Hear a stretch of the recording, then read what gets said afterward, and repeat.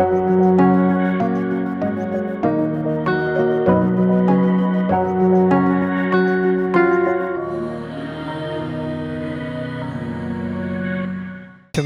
സ്തുതിയായിരിക്കട്ടെ. ഈശോയ്ക്കും മാതാവിനും 1000 നന്ദി. ഇന്ന് ഈ ദിവസം എനിക്ക് മാതാവിൻ്റെ ഈ സന്നിധിയിൽ മാതാവിൻ്റെ പ്രത്യക്ഷീകരണത്തിൻ്റെ ഒരു അനുഗ്രഹത്തിൻ്റെ സാക്ഷിയായി എനിക്കിവിടെ നിൽക്കാൻ കഴിഞ്ഞതിൽ ഞാൻ ഒരുപാട് നന്ദി പറയുന്നു. ഞാൻ ഈ കൃപാസനത്തിൽ ആദ്യമായി വരുന്നത് 2018 നവംബർ മാസമാണ്. എൻ്റെ പേര് ഗ്ലെൻ എഡ്വിൻ. ഞാൻ കൊച്ചിയിൽ നിന്നാണ് വരുന്നത്. കുമ്പളങ്ങിലാണ് എൻ്റെ വീട്. ഞാനിവിടെ കൃപാസനത്തിൽ ആദ്യമായി വരുന്നത് 2018 നവംബർ മാസമാണ്. ഞാൻ വന്നത് എൻ്റെ ഫാമിലി ആയിട്ടാണ്. ഞാൻ പപ്പ, അമ്മ, അനിയത്തി, പിന്നെ ഞാനുമായിട്ട് ബസ്സിനാണ് ഞങ്ങൾ വന്നത്. അപ്പോൾ ഞങ്ങൾ ഇതിനു മുമ്പേ കൃപാസനത്തിൽ പറ്റി കേൾക്കുകയും കൃപാസന പത്രം ഞങ്ങൾക്ക് വീട്ടിലൊക്കെ കിട്ടുകയുണ്ടായി. അപ്പോൾ അമ്മയും പപ്പയും പറയുമായിരുന്നു, നമ്മൾക്ക് കൃപാസനത്തിൽ ഒരു ദിവസം പോവാം, അവിടെ പോയി പ്രാർത്ഥിക്കാം, മാതാവിൻ്റെ സാന്നിധ്യമുള്ള ഒരു സ്ഥലമാണ്, അപ്പോൾ നമുക്ക് അവിടെ പോയി പ്രാർത്ഥിക്കാമെന്ന് രണ്ടുപേരും ഞങ്ങളോട് പറയുമായിരുന്നു. അപ്പോൾ ഞങ്ങളങ്ങനെ നവംബർ മാസം വരാമെന്ന് തീരുമാനിച്ചു. പക്ഷേ ഞങ്ങൾക്ക് കൃപാസനം കറക്റ്റായിട്ട് എവിടെയാണെന്ന് അറിയില്ലായിരുന്നു. കലവൂരാണ് സ്ഥലം. കാരണം പത്രത്തിൽ കൃപാസനം കലവൂർ എന്ന് ഇട്ടിട്ടുണ്ടായി. അപ്പോൾ കലവൂരാണ് സ്ഥലം എന്ന് പറഞ്ഞ് അങ്ങനെ ഞങ്ങൾ ബസ്സിൽ കയറി കലവൂരെന്ന് പറഞ്ഞിട്ട് ബസ് സ്റ്റോപ്പിൽ പേര് പറഞ്ഞ് ഞങ്ങളിങ്ങനെ ടിക്കറ്റ് എടുത്തായിരുന്നു. അപ്പോൾ ഞങ്ങൾ കണ്ടക്ടറിൻ്റെ അടുത്ത് പറഞ്ഞു, ചേട്ടാ കൃപാസനം പോകുമ്പോൾ ഒന്ന് പറയാനായിട്ടാന്ന് പറഞ്ഞു. അപ്പോൾ കണ്ടക്ടറും ഡ്രൈവറും ആണെങ്കിൽ ആ സമയത്ത് രണ്ടുപേരും പുതിയതായിട്ട് ജോയിൻ ചെയ്തായിരുന്നു ഈ റൂട്ടിലേക്ക്. അപ്പോൾ അവർക്ക് ആ കറക്റ്റായിട്ട് കൃപാസനം അറിയില്ലായിരുന്നു. അപ്പോൾ ഞങ്ങളുടെ അടുത്ത് പറഞ്ഞാൽ ഗൂഗിൾ മാപ്പ് ഇട്ടേക്ക്, അപ്പോൾ മാപ്പിൽ കാണിക്കുമ്പോൾ നിങ്ങൾ പറഞ്ഞാൽ മതി, ഞങ്ങൾ നിർത്തി തരാമെന്ന് പറഞ്ഞു. പക്ഷേ കൃപാസനം എന്ന് പറഞ്ഞൊരു സ്റ്റോപ്പ് ആ സമയത്ത് ഇല്ലായിരുന്നു. കലവൂർ ഇറങ്ങിയിട്ട് ഇങ്ങോട്ട് വന്നാൽ മതി എന്നാണ് എല്ലാവരും പറഞ്ഞത്. അങ്ങനെ ഞങ്ങൾ ബസ്സിൽ കയറിയിരുന്നു. ഞാൻ ഗൂഗിൾ മാപ്പ് ഇട്ടേച്ചു. അതിൽ 2 മിനിറ്റ് ഉള്ളപ്പോൾ ഒരു നോട്ടിഫിക്കേഷൻ വന്നു. ഗൂഗിൾ മാപ്പ് തന്നെ ഓഫായി പോയി. ബട്ട് 2 മിനിറ്റ് ഇരുന്നപ്പോൾ നോട്ടിഫിക്കേഷൻ വന്നു. ഞാനിപ്പോൾ ആ നോട്ടിഫിക്കേഷൻ എടുത്ത് നോക്കിയപ്പോൾ പപ്പയുടെ അടുത്ത് പറഞ്ഞു, പപ്പ 2 മിനിറ്റുകൾ നമുക്ക് ഇറങ്ങാം, സ്ഥലമായി എന്ന് തോന്നുന്നു. പപ്പ സീറ്റിലിരിക്കണമായിരുന്നു. പപ്പ എന്നിട്ട് എഴുന്നേറ്റ് ബസ്സിൻ്റെ കമ്പിയിൽ പിടിക്കാൻ വേണ്ടി എഴുന്നേറ്റപ്പോഴേക്കും കമ്പിയിൽ പിടിച്ചപ്പോൾ ആ സമയത്ത് ഒരുമിച്ച് ബസ്സിൻ്റെ ബെല്ലടിക്കുക ഒരു സംഭവം ഉണ്ടായി. കൈ കയറി കമ്പിയിൽ പിടിച്ചപ്പോഴേക്കും ബെല്ലാണ് ഫസ്റ്റ് അടിച്ചത്. ബസ് പെട്ടെന്ന് നിർത്തി തന്നു. അപ്പോൾ ഞങ്ങൾ ഓർത്ത് ഇവിടെ ഇറങ്ങാൻ ബസ് സ്റ്റോപ്പായി, അപ്പോൾ ഇവിടെ ഇറക്കി വിടും, എന്നിട്ട് ഈ കൃപാസനത്തിൽ പോകാമെന്നുള്ള ഇതായിരുന്നു. ഞാനായിരുന്നു ഫസ്റ്റ് ഇറങ്ങിയത്. ഞാൻ ബസ്സിൽ നിന്ന് ഇറങ്ങി നേരെ നോക്കിയപ്പോൾ തന്നെ കൃപാസനം ഗേറ്റിൻ്റെ ഫ്രണ്ടിൽ. അപ്പോൾ ആ സമയത്ത് ഭയങ്കര മരങ്ങളായിരുന്നു.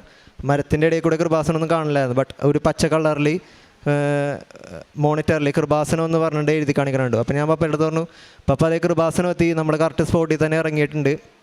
അപ്പോൾ അതൊരു വലിയ സംഭവമായിരുന്നു. അപ്പോൾ ഞങ്ങൾ ജസ്റ്റ് ഇവിടെ വന്ന് പ്രാർത്ഥിക്കുക, അന്നൊരു ദിവസം ഇവിടെ വന്ന് മാതാവിൻ്റെ അടുത്ത് വന്ന് കൊന്തയിൽ പോവുക എന്നുള്ളൊരു പ്ലാനിലായിരുന്നു ഞങ്ങൾ 4 പേരും കൂടെ വന്നത്. പക്ഷേ ആ ഒരു സംഭവത്തിൽ അമ്മ ഞങ്ങളോട് പറഞ്ഞു, എന്തായാലും കൃപാസനത്തിൽ അമ്മ ഞങ്ങളെ ഇവിടെ എത്തിച്ചത് ശരിക്കൊരു ദൈവാനുഗ്രഹമാണ്. അപ്പോൾ നമുക്ക് എന്തായാലും ഇവിടെ വന്നിട്ട് ഒരു ഉടമ്പടി എടുത്ത് പ്രാർത്ഥിക്കാം. അപ്പോൾ ആ സമയത്ത് അമ്മക്കാണെങ്കിലും പപ്പക്ക് വർക്കിന് പോകണം. അപ്പോൾ അമ്മക്കാണെങ്കിൽ അസുഖമൊക്കെ ആയിരുന്നു. യൂട്രസിൽ മുഴയും പിന്നെ ബ്ലീഡിങ്ങും നടുവേനും അതെല്ലാം ഉള്ള ഒരു അമ്മയായിരുന്നു എൻ്റെ. അപ്പോൾ ഞാൻ അമ്മയുടെ അടുത്ത് പറഞ്ഞു, അമ്മ എടുക്കണ്ട, ഞാൻ എടുത്തേക്കാം. കാരണം ഞാൻ ആ സമയത്ത് +1 പഠിക്കുകയായിരുന്നു.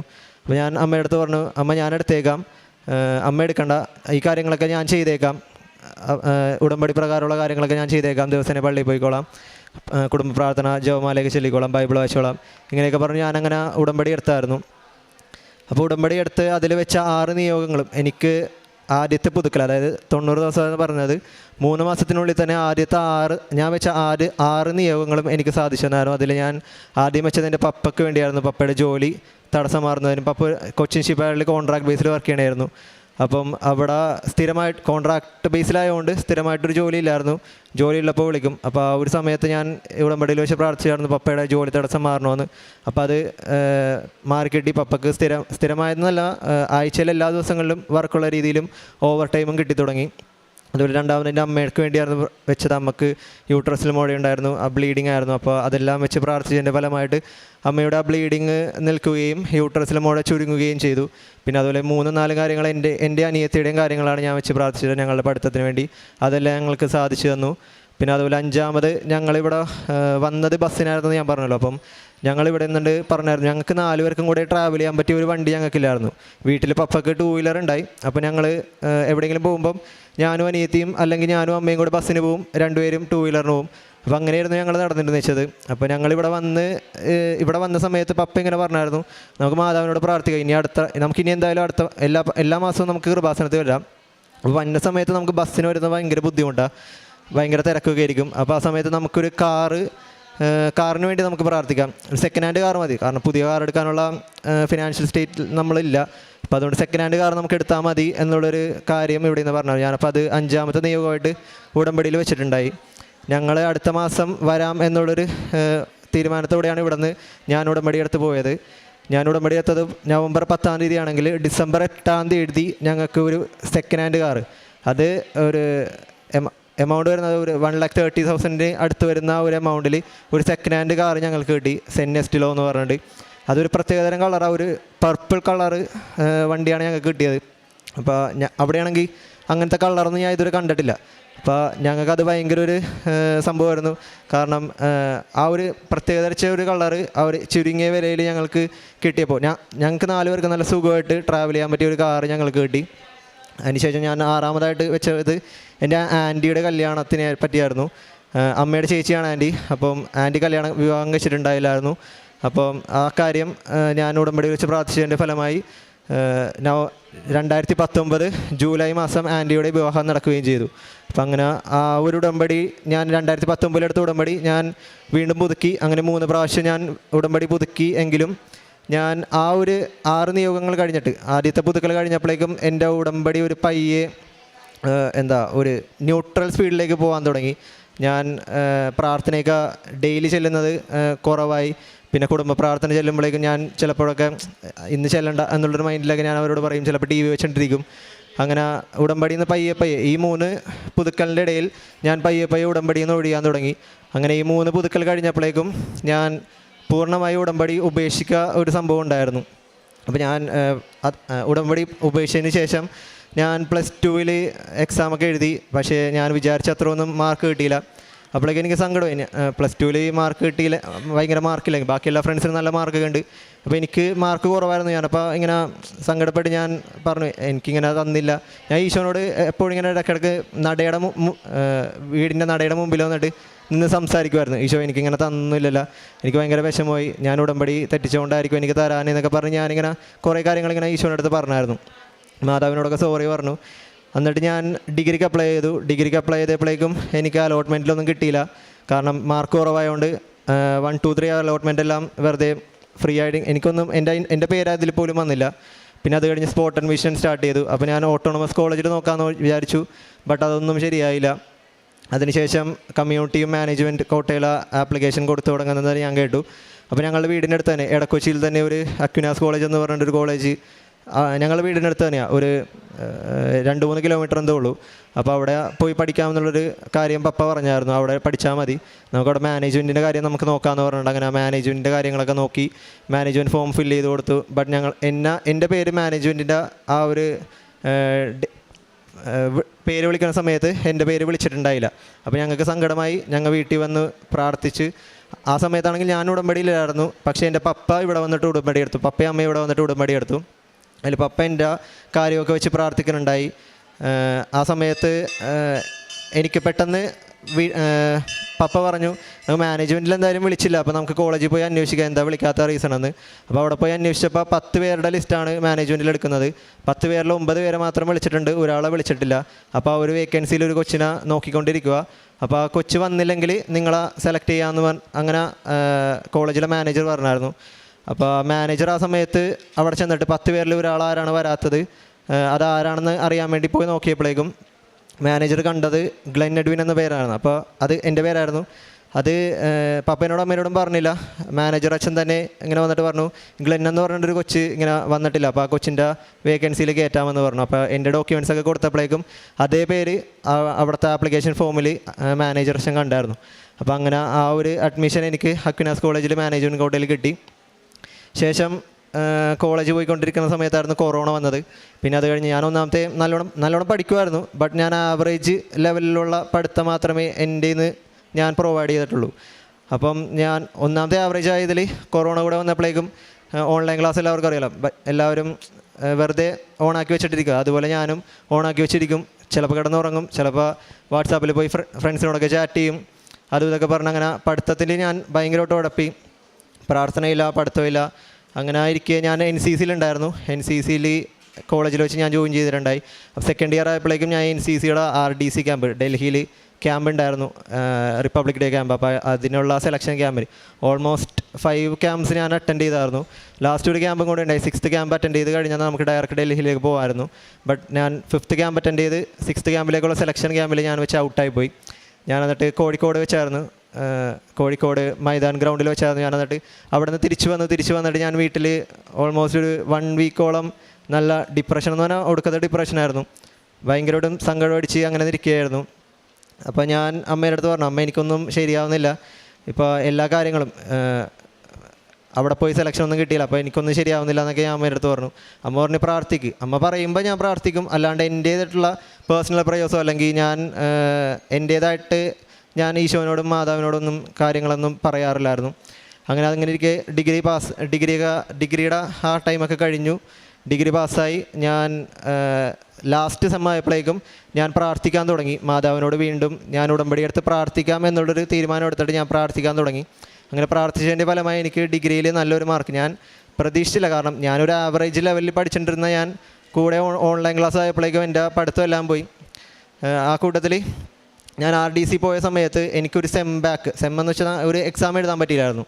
അപ്പോൾ ആ സമയത്ത് ഞാൻ ക്യാമ്പിൽ നിന്ന് ഔട്ടായി തിരിച്ചു വന്നപ്പോഴേക്കും ഞാൻ കോളേജിൽ അന്വേഷിച്ചപ്പോൾ എക്സാം നമുക്ക് സപ്ലി ആയിട്ട് എഴുതാൻ പറ്റുള്ളൂ, വേറെ നമുക്കൊരു തരത്തിലും എഴുതാൻ പറ്റില്ല എന്ന് പറഞ്ഞു. ഞാനപ്പോൾ എനിക്ക് ഭയങ്കര സങ്കടമായി. ഞാൻ സപ്ലി ആയിട്ട് എഴുതുമ്പോഴേക്കും എനിക്കൊരു ഇയർ ബാക്കായി പോകണം. 4th സെം ആയതുകൊണ്ട് അടുത്ത കൊല്ലം മഞ്ഞ പിള്ളേരുടെ കൂടെ എനിക്ക് എഴുതാൻ പറ്റുള്ളൂ. അപ്പോൾ എനിക്കൊരു 1 ഇയർ ബാക്കായി പോകും. അപ്പോൾ എനിക്കത് ഭയങ്കര സങ്കടമായിരുന്നു. ഞാൻ ആ സമയത്ത് പ്രാർത്ഥിക്കാൻ തുടങ്ങിയ സമയത്ത് ഞാൻ മെയിനായിട്ടും മാതാവിൻ്റെ അടുത്ത് പ്രാർത്ഥിച്ചത്, ഞാൻ ഉടമ്പടി എടുക്കാം, അന്ന് എനിക്കൊരു കണ്ടീഷനുണ്ട്, എനിക്ക് 4th സെം എഴുതാൻ പറ്റണം. അതെങ്ങനെയാണെന്ന് അറിയില്ല. ഞാൻ മഹാത്മാഗാന്ധി യൂണിവേഴ്സിറ്റിയിലാണ് പഠിച്ചത്. അപ്പോൾ അവിടെ പഠിച്ചതിൽ അവിടെ ഒരു തരത്തിലും സ്പെഷ്യൽ എക്സാംസോ ഒന്നും റിക്വസ്റ്റ് പ്രകാരം നടത്താറില്ല. ബട്ട് ഞാൻ എൻ്റെ കോളേജിൽ ഇങ്ങനെ റിക്വസ്റ്റ് കൊടുത്തു, എനിക്ക് എക്സാം എഴുതണം. ആകെ 3 എക്സാം മാത്രം എഴുതിയാൽ മതി 4th സെമ്മിൽ. 2 എക്സാം ഞാൻ എഴുതിയിട്ടുണ്ടായിരുന്നു. അങ്ങനെ 3 എക്സാമിന് വേണ്ടി ഞാൻ റിക്വസ്റ്റ് കൊടുത്തു. ഞാൻ NCCയുടെ ബറ്റാലിയനിൽ വെച്ചിട്ട് ഞാൻ റിക്വസ്റ്റ് കൊടുത്തു. എല്ലാവരും കൂടെ റെക്കമെൻഡേഷൻ എല്ലാം ചെയ്തതിൻ്റെ ഫലമായിട്ട് MG യൂണിവേഴ്സിറ്റി ഒരു സ്പെഷ്യൽ എക്സാം ഇതുവരെ അങ്ങനെ ഒരു കൊച്ചിനും നടത്തിയിട്ടില്ല എന്നാണ് ഞാൻ കേട്ടത്. അങ്ങനെ 2021 ഒരു സ്പെഷ്യൽ എക്സാം എനിക്ക് വേണ്ടി മാത്രം 4th സെമ്മിൽ 3 എക്സാമിന് വേണ്ടി മാത്രം കോളേജിൽ ഞാൻ മാത്രം, വേറെ ആർക്കും ഇല്ല കോളേജിൽ ഞാൻ മാത്രം, ക്ലാസ്സിൽ ഞാനും ഒരു ട്യൂട്ടർ മാത്രം. ഞങ്ങൾ രണ്ടുപേരും ഇരിക്കെ എനിക്കൊരു സ്പെഷ്യൽ എക്സാം എന്നുള്ള രീതിയിൽ MG യൂണിവേഴ്സിറ്റി ഒരു എക്സാം തന്ന് ഞാനങ്ങനെ 4th സെം എഴുതി. എൻ്റെ റിസൾട്ടൊക്കെ വന്നു, ഡിഗ്രി പാസ്സായപ്പോഴേക്കും ഞാൻ ഒരു തീരുമാനം എടുത്തു. എന്തായാലും ഞാൻ മാനേജ്മെൻറ്റിലാണ് കയറിയത്. അപ്പോൾ കുറേ ഫണ്ട് പൊട്ടിയിട്ടുണ്ട്. അപ്പോൾ ഞാൻ ഫാമിലിയുടെ അടുത്ത് പറഞ്ഞു, പപ്പ ഞാൻ എന്തായാലും ഇനി വർക്കിന് പോകാം, ഞാൻ ഹെൽപ്പ് ചെയ്യാൻ വേണ്ടി നിൽക്കാം പപ്പേനെ. എന്തായാലും പപ്പ ഒറ്റക്കാണ് വർക്ക് ചെയ്യുന്നത്. അപ്പോൾ ഞാൻ പപ്പേനെ ഹെൽപ്പ് ചെയ്യാൻ വേണ്ടി ചെയ്യാമെന്ന് പറഞ്ഞിട്ട് ഞാൻ വർക്കിന് നോക്കി. ഞാൻ BCom മാർക്കറ്റിംഗ് പഠിച്ചുകൊണ്ട് എനിക്കൊരു അക്കൗണ്ട്സ് പഠിക്കാൻ ഭയങ്കര ഇഷ്ടമായിരുന്നു. അക്കൗണ്ട്സിൽ ഭയങ്കര താല്പര്യമായിരുന്നു. ഞാനപ്പോൾ അക്കൗണ്ട്സിൻ്റെ ഒരു 6 മന്ത്സിൻ്റെ ട്രെയിനിങ്ങിന് കയറി. അത് പഠിച്ച് കഴിഞ്ഞ് ഇറങ്ങിയപ്പോൾ തന്നെ എറണാകുളത്ത് തന്നെ അക്കൗണ്ടൻ്റായിട്ട് ഒരു സർജിക്കൽ ഫേമിൽ ജോലി കിട്ടി. അവിടെ ഞാൻ ഒരു 8 മാസം വർക്ക് ചെയ്തു. അതിനുശേഷം എനിക്ക് വേറെ ഒരു സ്ഥലത്തേക്ക് പോകണം, അല്ലേ, വേറൊരു അക്കൗണ്ടൻറ്റ് മാത്രം നിന്നിട്ട് കാര്യമില്ല, അത് ജസ്റ്റ് ഒരു ബേസിക് ഫീൽഡാണ്. അപ്പോൾ വേറൊരു പോസ്റ്റിലേക്ക് പോകണമെന്നുള്ള രീതിയിൽ ഞാൻ വേറെ പോസ്റ്റ് അന്വേഷിക്കൊണ്ടിരിക്കേണ്ടായിരുന്നു. അതിൻ്റെ ഇടയിൽ എനിക്ക് AGM എന്ന പോസ്റ്റ്, അസിസ്റ്റൻറ്റ് ജനറൽ മാനേജർ എന്ന പോസ്റ്റിൽ ഞാനൊരു കൺസ്ട്രക്ഷൻ കമ്പനിയിൽ ഫിനാൻസ് ഡിപ്പാർട്ട്മെൻറ്റിൽ കയറിയായിരുന്നു. ബട്ട് അതൊരു സ്റ്റാർട്ടപ്പ് കമ്പനിയായിരുന്നു, സ്റ്റാർട്ട് ചെയ്ത് വരുന്നതായിരുന്നു. അതൊരു പാർട്ട്ണർഷിപ്പ് കമ്പനി ആയതുകൊണ്ട് ഒരു പാർട്ട്ണർ അതിൽ നിന്ന് ഭയങ്കരമായിട്ടും മാറിയിരിക്കണമായിരുന്നു. അപ്പോൾ എന്നെ എടുത്ത സാറാണെങ്കിൽ എൻ്റെ അടുത്ത് പറഞ്ഞു, ഗ്ലെൻ, ഇങ്ങനെ ഒരു കാര്യമുണ്ട്, നമ്മളുടെ പാർട്ട്ണർ ഒഴിഞ്ഞു മാറുകയാണ്. അപ്പോൾ നമുക്ക് കമ്പനി മുന്നോട്ട് കൊണ്ടുപോകാൻ ഉള്ള ഒരു പ്രാപ്തിയില്ല. ഒരു പാർട്ട്ണർ പുറത്തും ഒരു പാർട്ട്ണർ നാട്ടിലുമാണ്. അപ്പോൾ നാട്ടിലുള്ള പാർട്ട്ണർ ഇങ്ങനെ മാറിയിരിക്കുമ്പോൾ നാട്ടിലുള്ള കാര്യങ്ങളൊന്നും നടക്കുന്നില്ല. അപ്പോൾ നമുക്ക് വേറൊരു പ്ലാൻ എന്തെങ്കിലും നോക്കാം. നമുക്കൊന്നെങ്കിൽ ഇത് കമ്പനി ഷിഫ്റ്റ് ചെയ്യാം, കൊല്ലത്തേക്ക് ഷിഫ്റ്റ് ചെയ്യാം, അല്ലെങ്കിൽ നമുക്ക് ഇത് നിർത്തി വെക്കാമെന്നുള്ളൊരു പ്ലാൻ വന്നു. അപ്പോൾ എന്നെ സംബന്ധിച്ചിട്ടാണെങ്കിൽ ഞാനൊരു നല്ല അക്കൗണ്ടൻറ്റ് നല്ലൊരു പോസ്റ്റായിരുന്നു. അത് വിട്ട് AGM എന്നുള്ളൊരു ഹൈ പോസ്റ്റ് കണ്ടപ്പോൾ, തിളങ്ങുന്ന സംഭവം കണ്ടപ്പോഴേക്കും ഞാൻ അതിലേക്ക് ചാടി വീണതാണ്. AGM എന്നുള്ള പോസ്റ്റ് കണ്ടപ്പോഴേക്കും ഞാൻ അതിലേക്ക് പോയതാണ്. അപ്പോൾ എനിക്കതിൽ ചെന്നിട്ട് എനിക്ക് നല്ല രീതിയിലൊന്നും നിൽക്കാൻ പറ്റിയില്ല. മാക്സിമം 5 മാസമേ ഞാനവിടെ വർക്ക് ചെയ്തുള്ളൂ. അപ്പോൾ എനിക്ക് ഭയങ്കര സങ്കടമായി. ഞാൻ എന്നിട്ട് മാതാവിനോട് പ്രാർത്ഥിച്ച് പറഞ്ഞു, ഞാൻ ഉറപ്പ് പറഞ്ഞതായിരുന്നു ഉടമ്പടി എടുക്കാമെന്ന്. എക്സാം എഴുതാൻ പറ്റി, ഡിഗ്രി പാസ്സായി. അപ്പോൾ ഞാൻ മാതാവിൻ്റെ അടുത്ത് പറഞ്ഞു, ഞാൻ ഇനി ആ വാക്ക് തെറ്റിക്കുന്നില്ല, ഞാനങ്ങനെ ജനുവരി 2024 ഇവിടെ വന്നിട്ട് ഉടമ്പടി എടുത്തു. 2018 ആദ്യത്തെ ഉടമ്പടി എടുത്തത്. അതിനുശേഷം 6 കൊല്ലം കഴിഞ്ഞിട്ടാണ് പിന്നീട് ഞാനിവിടെ വന്നിട്ട് ഉടമ്പടി എടുക്കുന്നത്. 2024 ജനുവരി 13 ഞാൻ ഇവിടെ വന്ന് ഉടമ്പടി എടുക്കുന്നത്. ഉടമ്പടി എടുത്തപ്പോൾ എൻ്റെ മൈൻഡിൽ ഫസ്റ്റ് വന്നത്, ഇനി വർക്ക് മതിയായി, ഞാൻ ടയേർഡായി, വർക്ക് മതിയായി, ഇനി വർക്കിന് പകരം നമുക്ക് ഒന്ന് പുറത്തേക്ക് പോയാലോ എന്നുള്ള ഇങ്ങനെ മൈൻഡിൽ ആരൊക്കെയോ ഇങ്ങനെ സംസാരിക്കണ പോലെ എബ്രോഡ് പഠിച്ചാലോ എന്നുള്ളൊരു മൈൻഡ് വന്നു. അതുവരെ എബ്രോഡ് പോകണം, എല്ലാവരും പോകുന്നുണ്ട്, അപ്പോൾ ഞാനും പോയാലോ എന്നുള്ള ആലോചനയിലായിരുന്നു. ബട്ട് എനിക്ക് ജനുവരി ആയപ്പോഴേക്കും എനിക്ക് ഇങ്ങനെ മൈൻഡിൽ വന്നു എബ്രോഡ് പോയി പഠിക്കാം. അങ്ങനെ എബ്രോഡ് പോയി പഠിക്കാമെന്നുള്ള രീതിയിൽ ഞാൻ ജനുവരി തൊട്ട് ഏജൻസികളെ അപ്രോച്ച് ചെയ്തു, ഏത് കൺട്രിയാണ് ബെറ്റർ എന്നൊക്കെ നോക്കി വന്നു. അപ്പോൾ എല്ലാവരും UK, കാനഡ, ജർമ്മനി, ന്യൂസിലാൻഡ് അങ്ങനെ കുറേ പോപ്പുലർ ആയിട്ടുള്ള കൺട്രീസ് പറഞ്ഞു. അപ്പോൾ എനിക്കാണെങ്കിൽ ഫിനാൻഷ്യലി ഞാൻ സ്റ്റേബിൾ അല്ല, ഞങ്ങളുടെ ഫാമിലിക്ക് അങ്ങനെ ഭയങ്കര ഫണ്ട് സെറ്റ് ചെയ്യാനുള്ള കഴിവൊന്നുമില്ല. അപ്പോൾ ഞാനിങ്ങനെ പറഞ്ഞു, എനിക്ക് ആ ഒരു കൺട്രീസ് ഒന്നും വേണ്ട, ചെറിയൊരു കൺട്രി. അപ്പോൾ ഞാൻ വലിയ സംഭവം കണ്ടിട്ടാണ് ഞാൻ അക്കൗണ്ടൻറ്റിൽ നിന്ന് AGMലേക്ക് പോയത്. അപ്പോൾ എനിക്ക് ചെറിയൊരു കൺട്രി മതി, ഏതെങ്കിലും ഒരു ചെറിയ കൺട്രി എനിക്കൊന്ന് മനസ്സിൽ കൊണ്ടുപോകാനായിട്ടാന്ന് പറഞ്ഞു. അപ്പോൾ ഇങ്ങനെ ലാറ്റ്വിയ എന്ന് പറഞ്ഞൊരു കൺട്രി എൻ്റെ മൈൻഡിൽ വന്നായിരുന്നു. അപ്പോൾ അവിടേക്ക് കൊച്ചിയിൽ നിന്നാണെങ്കിലും പിള്ളേർ പോയിട്ടുണ്ട്. അപ്പോൾ അവരോടൊക്കെ ഞാൻ ചോദിച്ചു ലാറ്റ്വിയയിൽ എങ്ങനെയാണ്. അപ്പോൾ അവർ പറഞ്ഞു ചെറിയ കൺട്രിയാണ്, നമുക്ക് വർക്കൊക്കെ കൂടുതലൊന്നുമില്ല, നമുക്ക് ഡിഷ് വാഷറിൻ്റെ വർക്കായിരിക്കും പാർട്ട് ടൈമായിട്ട് നമുക്ക് വർക്ക് ചെയ്യാൻ പറ്റണത്, അപ്പോൾ കൂടുതൽ വർക്കിംഗ് ടൈമൊന്നും കിട്ടൂല. അപ്പോൾ ഞാൻ നോക്കിയപ്പോൾ അവിടെ ലിമിറ്റൊന്നുമില്ല വർക്ക് ചെയ്യണതിന്. അപ്പോൾ പിന്നെ അവിടെ ട്യൂഷൻ ഫീസ് വരുന്നത് ഏറ്റവും ലോവസ്റ്റ് കോസ്റ്റാണ് ലാറ്റ്വിയയിൽ വരുന്നത്. നമുക്ക് പുറത്ത് പോയി പഠിക്കാൻ പറ്റിയ ബെറ്റർ ഓപ്ഷൻ. ഒന്നാമത്തേത് യൂറോപ്പാണ്, ഷെങ്കൻ കൺട്രിയാണ്. അപ്പോൾ എനിക്ക് അങ്ങനത്തേക്ക് കണ്ടപ്പോഴേക്കും എനിക്കൊരു മൈൻഡ് വന്നു, ലാറ്റ്വിയയിൽ ഞാൻ പോയി പഠിക്കാം എന്നുള്ളൊരു വിചാരത്തിൽ ഞാൻ ഏപ്രിലിൽ ഒരു ഏജൻസിനെ അപ്രോച്ച് ചെയ്യുക. ഞാൻ ഏജൻസിനെ അപ്രോച്ച് ചെയ്യുന്നതിന് മുമ്പ് എനിക്ക് എൻ്റെ മൈൻഡിൽ തെളിഞ്ഞു വന്ന ഒരു പ്രാർത്ഥനയാണ് സ്വർഗസ്ഥനായ ഞങ്ങളുടെ പിതാവേ എന്നുള്ളൊരു പ്രാർത്ഥന. സ്വർഗസ്ഥനായ ഞങ്ങളുടെ പിതാവേ, അങ്ങയുടെ നാമം പൂജിതമാകണമേ, അങ്ങയുടെ രാജ്യം വരണമേ. ഇത്രയും വരുന്നുള്ളൂ. ഈ ഒരു 3 വാക്യങ്ങളാണ് എനിക്കെപ്പോഴും മൈൻഡിൽ വരുന്നത്. അപ്പോൾ ഞാൻ ഓർത്തു, എന്താണിങ്ങനെ സ്വർഗസ്ഥനായ ഞങ്ങളുടെ പിതാവേ എന്നുള്ള പ്രാർത്ഥന മാത്രം എനിക്ക് ചെല്ലാൻ പറ്റുന്നത്, ബാക്കി പ്രാർത്ഥനയിലും ഞാൻ മുടങ്ങിക്കളയും, പകുതി വെച്ച് നിർത്തിപ്പോവും. അപ്പോൾ എന്തുകൊണ്ടാണ് സ്വർഗസ്ഥനായ ഞങ്ങളുടെ പിതാവേ എന്നുള്ള പ്രാർത്ഥന വരാൻ മൈൻഡിൽ വന്നതെന്നിങ്ങനെ ആലോചിച്ചപ്പോഴേക്കും എനിക്ക് അത് റിലേറ്റഡ് ആയിട്ടുള്ള ഒരു ഏജൻസിയുടെ പേരാണ് എനിക്ക് തെളിഞ്ഞു വന്നത്. ഞാനപ്പോൾ ആ ഏജൻസിയിൽ പോയി എൻ്റെ രജിസ്റ്റർ ചെയ്തു, എൻ്റെ ആപ്ലിക്കേഷൻ മൂവ് ഓൺ ചെയ്തു. ഞാനപ്പോൾ ലാറ്റ്വിയയിൽ ടൂറിബ എന്ന യൂണിവേഴ്സിറ്റി സെലക്ട് ചെയ്ത് അവിടെ എൻ്റെ ആപ്ലിക്കേഷൻ ഞാൻ മൂവ് ഓൺ ചെയ്തായിരുന്നു. അപ്പോൾ ഞാൻ ഈ ആപ്ലിക്കേഷൻ മൂവ് ഓൺ ചെയ്തതിന് മുമ്പ് ഇങ്ങനെ എക്സ്പെൻസൊക്കെ ചോദിച്ചപ്പോഴേക്കും നമുക്ക് നാട്ടിൽ കുറച്ച് സർവീസ് ചാർജ് വരുന്നുണ്ട്. കാരണം ലാറ്റ്വിയ ഒരു ഡെവലപ്പിംഗ് കൺട്രി ആയതുകൊണ്ട് അവിടെ ഏജൻസി ഡയറക്റ്റ് റിക്രൂട്ട്മെൻറ്റ് അങ്ങനെ ചെയ്യുന്നില്ല. അവർ സർവീസ് ചാർജ് എടുത്തതിന് ശേഷമാണ് റിക്രൂട്ട്മെൻറ്റ് ചെയ്യുന്നത്. അപ്പോൾ അങ്ങനെയൊക്കെ പറഞ്ഞു. അപ്പോൾ സർവീസ് ചാർജ് എടുക്കുന്നതിന് പപ്പയുടെ കയ്യിൽ നിന്ന് ഫണ്ട് വാങ്ങണ്ട എന്നുള്ളൊരു വിചാരത്തിൽ ഞാൻ ഫെബ്രുവരി മാസം വർക്ക് അന്വേഷിച്ച് തുടങ്ങി. മെയ് 2 ഞാൻ വർക്കിന് കയറി. എടപ്പള്ളിയിൽ ഒരു ടെക്സ്റ്റൈൽ ഷോപ്പിൽ, അതും അക്കൗണ്ടൻ്റ് എന്നുള്ള രീതിയിൽ ഏതെങ്കിലും ഒരു വർക്ക് കിട്ടിക്കോട്ടെ എന്നുള്ള രീതിയിൽ ഞാൻ നോക്കിയതാ. ബട്ട് അതവിടെ അക്കൗണ്ടൻ്റ് എന്നുള്ള രീതിയിൽ ഞാൻ ടെക്സ്റ്റൈൽ ഷോപ്പിൽ വർക്ക് ചെയ്യാൻ വേണ്ടി മെയ് 2 കയറി. അങ്ങനെ മെയ് മാസം ഒരു കുഴപ്പമില്ലായിരുന്നു. ആദ്യത്തെ മാസമൊക്കെ ഞാൻ ഫ്രീ ആയിരുന്നു, എനിക്ക് വലിയ സ്ട്രെസ്സൊന്നും ഉണ്ടായില്ല. ബട്ട് പോകെ 1 മാസം ആയില്ല, അവിടെ ഭയങ്കര പ്രശ്നങ്ങളായി. കാരണം അത് ഒരു 8 മാസമായിട്ടുള്ളൂ ആ ടെക്സ്റ്റൈൽ ഷോപ്പ് സ്റ്റാർട്ട് ചെയ്തിട്ട്. അപ്പോൾ അവിടെ വാങ്ങിച്ചു വെച്ചേക്കുന്ന തുണികളാണെങ്കിലും ഭയങ്കര വില കൂടിയുള്ള പുറത്തുനിന്നൊക്കെ വാങ്ങിച്ചതാണ്. അപ്പോൾ അവർക്ക് ഭയങ്കര ഡെറ്റും ഭയങ്കരമായിട്ടുള്ള കടങ്ങളൊക്കെ ഉണ്ടായി. അപ്പോൾ ആ സമയത്ത് പുറത്തുനിന്നുള്ള ആൾക്കാർ വരെ ടെക്സ്റ്റൈൽ ഷോപ്പിൽ വന്ന് ഭയങ്കര പ്രശ്നങ്ങളായി. ഞങ്ങൾക്ക് തരാനുള്ള പൈസ തന്നെ എന്നുള്ള പ്രശ്നങ്ങളായപ്പോഴേക്കും ഓണർ പയ്യെ മാറി നിൽക്കാൻ തുടങ്ങി. പുള്ളിക്കാരത്തി നാട്ടിലേക്ക് പോകാൻ തുടങ്ങി. ഇവിടെയുള്ള മാമല്ല, പുള്ളിക്കാരത്തി നാട്ടിലേക്ക് പോകാൻ തുടങ്ങി. പിന്നെ ഓഫീസിലാണെങ്കിലും പോയിരിക്കാൻ തുടങ്ങി. അങ്ങനെ ലാസ്റ്റ് ആ ഒരു വർക്കിൽ നിന്ന് ഞാൻ ഇറങ്ങാനുള്ള രീതിയിൽ ഞാൻ അവരോട് പറഞ്ഞു, ഞാൻ വർക്ക് നിർത്തിയാണ്. നോട്ടീസ് പീരീഡ് 1 മന്ത് പറഞ്ഞിട്ടുണ്ടായി. ഞാനപ്പോൾ ജൂണിലാണ് ഞാൻ പറയുന്നത്, ഞാൻ വർക്കിൽ നിന്ന് ഇറങ്ങിയാണ്, എനിക്ക് മതിയായിട്ട് സ്ട്രെസ്സാണ്, എനിക്കിതൊന്നും പറ്റില്ല എന്ന് പറഞ്ഞു. അങ്ങനെ ഞാൻ 1 മന്ത് നോട്ടീസ് പീരീഡ് കൊടുത്തു. പക്ഷേ അവർ ഒരു കണക്കിനും അത് സമ്മതിക്കുന്നില്ലായിരുന്നു.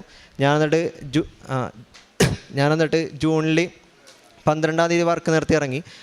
ഇറങ്ങിയതിൻ്റെ പിറ്റേ ദിവസം ഞാനിവിടെ വന്നിട്ട് ഉടമ്പടി എടുത്തു. 2ാമത് ഞാൻ ഉടമ്പടി എടുത്ത് ജൂൺ 13 ഞാനിവിടെ വന്നിട്ട് ഉടമ്പടി എടുത്തായിരുന്നു. അപ്പോൾ ആ സമയത്ത് ഞാൻ ഉടമ്പടി എടുത്തപ്പോൾ അവർ പറഞ്ഞത്, നിനക്കെതിരെ കേസ് വരും, ഇപ്പം ഇറങ്ങിപ്പോയാൽ നിനക്കെതിരെ കേസ് വരുമെന്ന് പറഞ്ഞായിരുന്നു.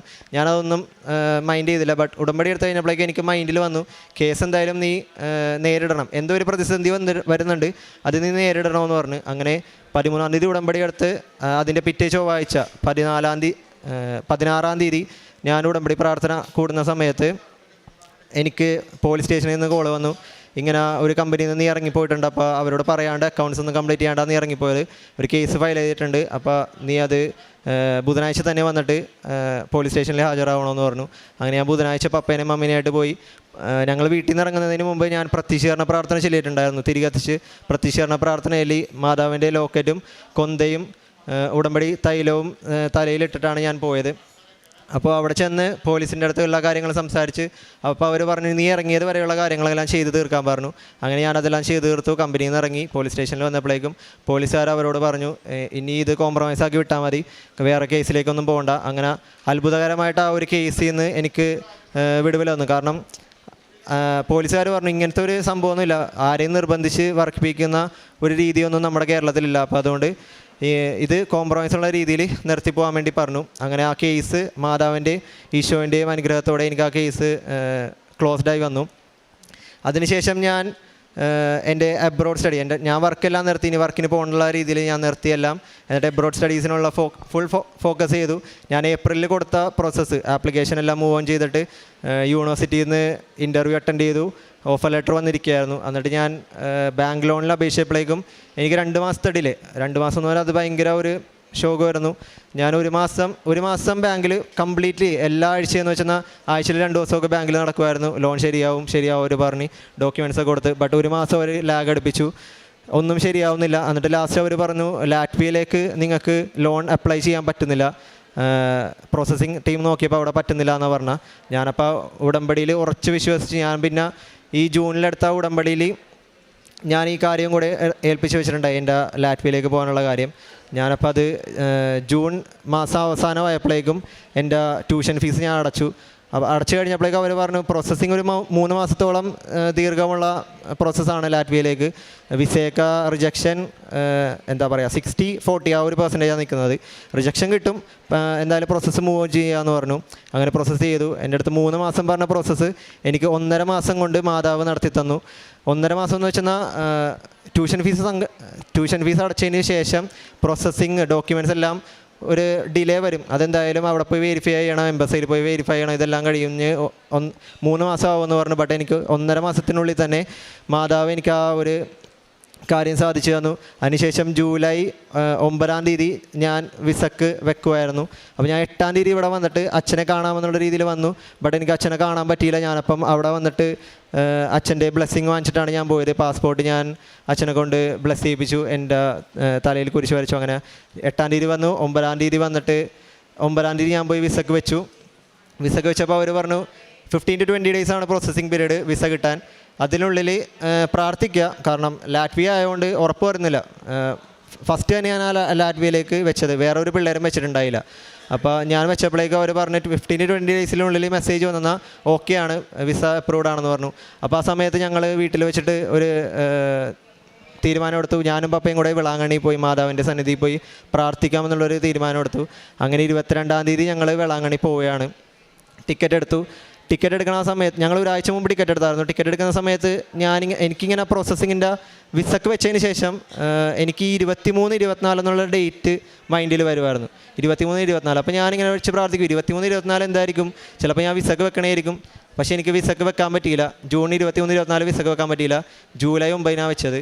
അപ്പോൾ ഞാൻ വേളാങ്കണ്ണി പോകാൻ ഡേറ്റ് എടുത്തത് 22-ാം തീയതി ടിക്കറ്റ് എടുത്തു. അപ്പോൾ ചിലപ്പോൾ മാതാവിൻ്റെ സന്നിധിയിൽ 23-24 തീയതി അവിടെ ഉണ്ടാവും എന്നുള്ള വിചാരത്തിൽ ഞാൻ അങ്ങനെ ഇരുന്നു. പക്ഷേ അതുമായിരുന്നില്ല. 23-ാം തീയതി ഞങ്ങൾ വേളാങ്കണ്ണിയിലെത്തി. അപ്പോൾ ഞാൻ ഓർത്ത് മാതാവിൻ്റെ സന്നിധിയിൽ 23-ാം തീയതി എത്താൻ ആ ഒരു ഡേറ്റ് ആയിരിക്കും കാണിച്ചു തന്നെയെന്ന് വിചാരിച്ചു. അപ്പോൾ എൻ്റെ അടുത്ത് ഏജൻസിയിൽ നിന്ന് ഇങ്ങനെ കോൺടാക്ട് ചെയ്തിട്ട് പറഞ്ഞു ഗ്ലെന്നിൻ്റെ വിസയുടെ മെസ്സേജ് വന്നോന്ന് ചോദിച്ചു. എൻ്റെ കൂടെ വെച്ച വേറൊരു കുട്ടിക്ക് വന്നെന്ന് പറഞ്ഞു. അപ്പോൾ ഞാൻ പറഞ്ഞു എനിക്ക് വന്നിട്ടില്ല, എന്തായിരിക്കും എനിക്ക് വരാത്തതെന്ന് ഓർത്തുകൊണ്ട് ഞാൻ സങ്കടപ്പെട്ട് പ്രാർത്ഥിച്ചു. അപ്പോൾ ഞാൻ അവിടെ എന്തായാലും മാതാവുണ്ടല്ലോ, അപ്പോൾ ഞാൻ മാതാവിൻ്റെ അടുത്ത് കരഞ്ഞു പോയി പ്രാർത്ഥിച്ച് കുറേ കാര്യങ്ങളിങ്ങനെ പറഞ്ഞു. എന്നിട്ട് അവിടെ ആ ഒരു മണ്ണിൽ നിരങ്ങിയൊക്കെ ചെയ്തു. കുറേ ജപമാല ചൊല്ലി. അവിടെ വേളാങ്കണ്ണിയിലാത്ത സമയത്ത് ഞാൻ കുറേ ജപമാല ചൊല്ലി മാതാവിൻ്റെ അടുത്ത് പ്രാർത്ഥിച്ചു. മാതാവിൻ്റെ അടുത്ത് പറഞ്ഞു ഞാൻ തിരിച്ചു വന്നിട്ട് കൃപാസനത്തിലായിരിക്കും ഞാൻ ഫസ്റ്റ് വരുന്നത്, എനിക്ക് വിസ വന്നില്ലെങ്കിൽ ഞാൻ ചോദിക്കാൻ വേണ്ടി വരോട്ടാന്ന് ഞാൻ പറഞ്ഞു. എനിക്ക് 24-ാം തീയതി ഞാൻ രാവിലെ കുർബാന കൂടി ഞങ്ങൾ റൂമിൽ വന്നിട്ട് ഫുഡ് കഴിക്കാൻ വേണ്ടി പോയ സമയത്ത് എനിക്ക് നോട്ടിഫിക്കേഷൻ വന്നു. ഞാൻ വൈബ്രേഷനിൽ ഇട്ടേക്കണമായിരുന്നു. എനിക്ക് പേടിയാണ്, ഏത് നോട്ടിഫിക്കേഷൻ വന്നാലും ഞാൻ എടുത്ത് നോക്കുമായിരുന്നു. അപ്പോൾ എനിക്ക് പെട്ടെന്നൊരു നോട്ടിഫിക്കേഷൻ വന്നു. അപ്പോൾ ഞാൻ ഫുഡ് കഴിച്ചുകൊണ്ടിരിക്കണമായിരുന്നു. ആ സമയത്താണ് എനിക്ക് നോട്ടിഫിക്കേഷൻ വന്നത്. നോട്ടിഫിക്കേഷൻ വന്നിട്ട് എനിക്ക് ചോറ് ഇറങ്ങാനോ വിഴുങ്ങാനോ പറ്റുന്നില്ല. ലൈക്ക് തൊണ്ടയിൽ തന്നെ നിൽക്കുകയായിരുന്നു. കരച്ചിലും എന്നെ എന്താ ചെയ്യേണ്ടതെന്ന് അറിയില്ല. ഞാൻ പപ്പ എടുത്ത് പറഞ്ഞു, പപ്പ ഇങ്ങനെ മെസ്സേജ് വന്നു, visa processed visa is been dispatched എന്ന് പറഞ്ഞിട്ട് ഒരു മെസ്സേജ് എനിക്ക് വന്നു. അങ്ങനെ ഞാൻ മാതാവിൻ്റെ സന്നിധിയിൽ വെച്ച്, വെള്ളാങ്കണ്ണിയിലാണെങ്കിലും മാതാവിൻ്റെ സന്നിധിയിൽ വെച്ചിട്ട് എനിക്ക് ആ ഒരു മെസ്സേജ് വന്നപ്പോഴേക്കും എനിക്ക് ഭയങ്കര ഇതായിരുന്നു, ഭയങ്കര ഒരു എഫക്റ്റായിരുന്നു. എനിക്ക് കൈയൊക്കെ വിറക്കുന്നു എല്ലാ സംഭവവും. അപ്പോൾ ഞാൻ മാതാവിൻ്റെ അടുത്ത് പറഞ്ഞു, മാതാവേ, ഞാൻ ഉറപ്പായിട്ടും കൃപാസനത്തിൽ വന്നിത് സാക്ഷ്യപ്പെടുത്തും, എന്നെ ഒരു സാക്ഷിയാക്കണമേ, എനിക്ക് 2018 കാര്യങ്ങളെല്ലാം ഇവിടെ നിന്ന് പറയാനുള്ള എനിക്കൊരു സാക്ഷിയാക്കണമേ എന്നുള്ളൊരു കാര്യം ഞാൻ മാതാവിൻ്റെ അടുത്ത് പറഞ്ഞു. അങ്ങനെ ഞങ്ങൾ വീട്ടിൽ വന്നു. വിസ വന്നു എന്ന് പറഞ്ഞ മെസ്സേജ് കഴിഞ്ഞ് 2 ദിവസത്തിന് ശേഷം എനിക്ക് എൻ്റെ കയ്യിൽ എൻ്റെ വിസ അടിച്ച പാസ്പോർട്ട് എൻ്റെ കയ്യിൽ, എൻ്റെ വീട്ടിൽ തന്നെ അവർ കൊറിയർ കൊണ്ട് തന്നു. അവർ പറഞ്ഞ് നമ്മൾ കൊറിയർ ഓഫീസിൽ പോയി വാങ്ങണമെന്ന് പറഞ്ഞു. ബട്ട് എനിക്ക് വീട്ടിലാണ് എൻ്റെ പാസ്പോർട്ട് അടിച്ച് വന്നത്. അങ്ങനെ ആ ഒരു വലിയൊരു അനുഗ്രഹം, ഞാൻ ആഗ്രഹിച്ച സ്ഥലം, ഞാൻ ആഗ്രഹിച്ച course MBA masters in business administration, അത് ഇൻ്റർനാഷണൽ ബിസിനസ് എന്നുള്ള ഒരു കോഴ്സാണ് ഞാൻ എടുത്തേക്കുന്നത്. ആഗ്രഹിച്ച കോഴ്സിൽ തന്നെ മാതാവ് എനിക്ക് ആ ഒരു വലിയ അനുഗ്രഹം തന്നു. അതുപോലെ ഞാനിപ്പം പ്രേക്ഷിത പ്രവർത്തനമായിട്ട് ഞാൻ ആദ്യം എടുത്തപ്പോൾ ഞാനൊന്നും അങ്ങനെ ചെയ്യുന്നില്ലായിരുന്നു. പത്രം വാങ്ങി കൊടുക്കുമെങ്കിലും എനിക്ക് ഭയങ്കര നാണമായിരുന്നു. ഇത് ആൾക്കാർ വാങ്ങിച്ചത് എന്ത് പറയും, നമ്മൾ ബാക്കി ഹിന്ദുസിനും ബാക്കി റിലീജിയനുള്ള ആൾക്കാർക്ക് കൊടുക്കുമ്പോൾ അവരൊക്കെ എന്ത് പറയും എന്നുള്ളൊരു ഷൈയോടെയാണ് ഞാൻ പോയത്. ഞാൻ ഒരിടക്ക് മാസ്ക് ഒക്കെ വെച്ച് പോയിട്ടുണ്ട് പത്രം കൊടുക്കാൻ വേണ്ടി. ഭയങ്കര നാണമായിരുന്നു. എന്നിട്ട് അതിനുശേഷം ഞാനിപ്പോൾ 13-ാം തീയതി ജൂൺ 13-ാം തീയതി എടുത്ത ഉടമ്പടിക്ക് ശേഷം ഞാൻ പത്രം കൊടുക്കുന്നത് ഭയങ്കര ഹാപ്പി ആയിട്ടാണ്. കാരണം എനിക്ക് കിട്ടിയ അനുഗ്രഹം ഞാൻ ബാക്കിയുള്ളവരുടെ അടുത്ത് പറഞ്ഞുകൊണ്ടാണ്. ഇങ്ങനെ കൃപാസനം വരിക, നിങ്ങൾ ഭയങ്കര ഹാപ്പി ആയിരിക്കും, എല്ലാ കാര്യങ്ങളും സാധിച്ചു കിട്ടും. അമ്മ മാതാവ് വഴി ഈശോ ഓരോ കാര്യങ്ങളും ഇങ്ങനെ പറഞ്ഞ് ഏൽപ്പിച്ച് കൊടുത്തിട്ടുണ്ട്. ആ കാര്യങ്ങളെല്ലാം നമുക്ക് കിട്ടും എന്നുള്ള രീതിയിൽ ഞാൻ പത്രം കൊടുക്കുമ്പോഴും എല്ലാവരുടെ അടുത്തും പറഞ്ഞ് പത്രം കൊടുക്കുകയായിരുന്നു. പിന്നെ പ്രേക്ഷിത പ്രവർത്തനം കൂടുതലൊന്നും ചെയ്യാൻ എനിക്ക് അറിയില്ലായിരുന്നു സത്യം പറഞ്ഞാൽ. ഫുഡ് കൊടുക്കുന്ന കാര്യത്തിലാണെങ്കിലും ഞാനങ്ങനെ ഫുഡൊന്നും ആൾക്കാർക്കൊന്നും കൊടുത്തിട്ടില്ല. ബട്ട് ഞാൻ ഈശോനോട് പ്രാർത്ഥിക്കുമായിരുന്നു. പള്ളിയിൽ പോക്കെല്ലാം എനിക്ക് ഈ ഇടയായിട്ട് ഭയങ്കരമായിട്ടും കൂടി. ജൂൺ തൊട്ട് ഞാൻ എല്ലാ ദിവസവും മുടങ്ങാണ്ട് പള്ളിയിൽ പോകും. പള്ളിയിൽ പോയില്ലെങ്കിൽ എനിക്ക് ഭയങ്കര അസ്വസ്ഥതയായിരിക്കും. രാവിലെ 5:30 എന്ന് പറയുമ്പോൾ 5:15 തന്നെ ഞാൻ എണീറ്റ് ഫ്രഷായി പ്രത്യക്ഷീകരണ പ്രാർത്ഥന ചൊല്ലി തുടങ്ങി. ജപമാല ചൊല്ലും, പേഴ്സണൽ പ്രയേഴ്സ് പോലും. ഉച്ചക്ക് വീട്ടിൽ ഇരുന്നുണ്ട് ഈശോൻ്റെ കരുണക്കൊന്ത ചൊല്ലും. അങ്ങനെ കുറേ പേഴ്സണൽ പ്രയേഴ്സൊക്കെ ഞാൻ ചെല്ലാൻ തുടങ്ങി. ഭയങ്കര മാറ്റമാണ് എനിക്ക് വന്നത്. ഇപ്പോൾ ഞാൻ ലാറ്റ്വിയയിലേക്ക് പോകാൻ വേണ്ടി ഇരിക്കുക. അപ്പോൾ ഞാൻ ഇവിടെ നിന്ന് പോയാലും ഞാൻ ലാറ്റ്വിയ ചെന്നാലും ഞാൻ അവിടെ എനിക്ക് പറ്റാവുന്ന രീതിയിൽ ഞാൻ ഈശോയെ പറ്റി പറയും, മാതാവിനെ പറ്റി പറയും, വചനപ്രഘോഷണം നടത്തുകയും ചെയ്യും. ഉറപ്പായിട്ട് ഞാൻ വചനപ്രഘോഷണം നടത്തും. കാരണം ഞാനിപ്പോൾ തന്നെ തുടങ്ങിയിട്ടുണ്ട്. ഞാൻ വാട്സാപ്പിലൊക്കെ സ്റ്റാറ്റസ് ഇടാൻ വേണ്ടി തുടങ്ങിയിട്ടുണ്ട് ഓരോ ബൈബിൾ റീഡിങ്ങും. അപ്പം ഞാനിപ്പോൾ ഓരോ ബൈബിൾ റീഡിങ് എടുക്കുമ്പോഴും അന്ന് എന്താണ് എന്നോട് ഈശോ ചെയ്യാൻ വേണ്ടി പറയുന്നത് എന്നുള്ള രീതിയിലാണ് പറയുന്നത്. അപ്പോൾ ആ കാര്യങ്ങളെല്ലാം ഞാൻ സ്റ്റാറ്റസ് ആക്കിയും ഫ്രണ്ട്സിനൊക്കെ ഷെയർ ചെയ്ത് കൊടുക്കാറുണ്ട്. ഞാനിപ്പോൾ ഉടമ്പടി പ്രാർത്ഥന എല്ലാ ചൊവ്വാഴ്ചയിലും മുടക്കം ഞാൻ കൂടാറുണ്ട്. ഇപ്പോൾ ഇത്രയും വലിയ അനുഗ്രഹം ഞാനിവിടെ നിന്ന് മാതാവിൻ്റെ മുൻപിൽ, ഇത്രയും വലിയ ആൾക്കാരുടെ മുൻപിൽ മാതാവിനെ വലിയൊരു സാക്ഷിയായി തീർത്തതിന് എൻ്റെ മാതാവിനും ഈശോപ്പയ്ക്കും ഞാൻ ഭയങ്കരമായിട്ടും ഹാപ്പിയായിട്ട് ഞാൻ നന്ദി പറയുന്നു.